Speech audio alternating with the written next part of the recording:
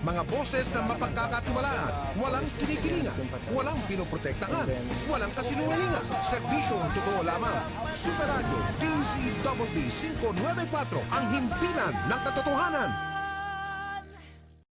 Sa una, hindi namin ini-expect na mag-i-internship kami sa GMA DZBB. Pagkarinig na lang ng GMA, masasabi natin na wow, talagang kilala. Nung pumunta na kami sa GMA at briefing kami sa aming gagawin para sa internship namin, medyo kinabahan kami sa una. Pero syempre, masaya din kami na natanggap kami at excited din na makaumpisa sa aming OJT. Unang impresyon pa lang namin sa office ng DZBB ay napaka-busy at lahat ng mga tao ay may ginagawa.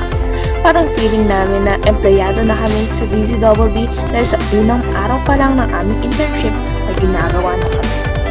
Maraming bagay ang kailangan namin gawin sa GMA bilang isang intern. Hindi lang para matuto ng iba't ibang kaalaman at magbaon ng mga bagong karanasan, kailangan rin namin magtrabaho sa kanila bilang kanilang mga empleyado. Ilan sa mga dapat namin gawin bilang isang intern ay ang investigador sa radyo.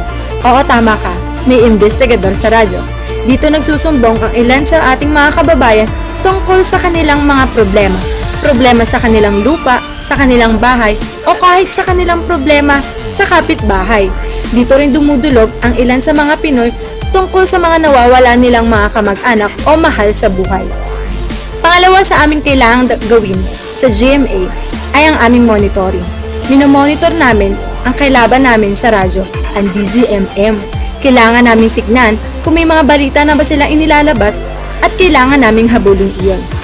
At ang huli na kailangan namin gawin na kinatatakutan ng lahat ng intern ay ang desk. Bakit? Dahil live on air ito. Dito sa desk, kami ang nagpapatch ng mga field reporters na kumukuha ng mga balita sa iba't ibang lugar sa Pilipinas mula sa mga broadcaster namin sa aming studio.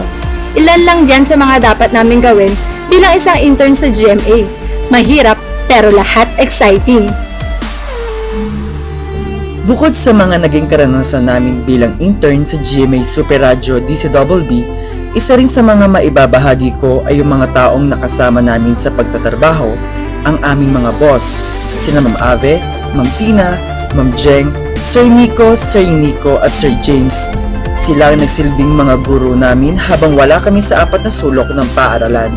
Sa kanila namin nalaman kung paano nabubuo ang mga balita at istorya na naririnig natin sa DZBB.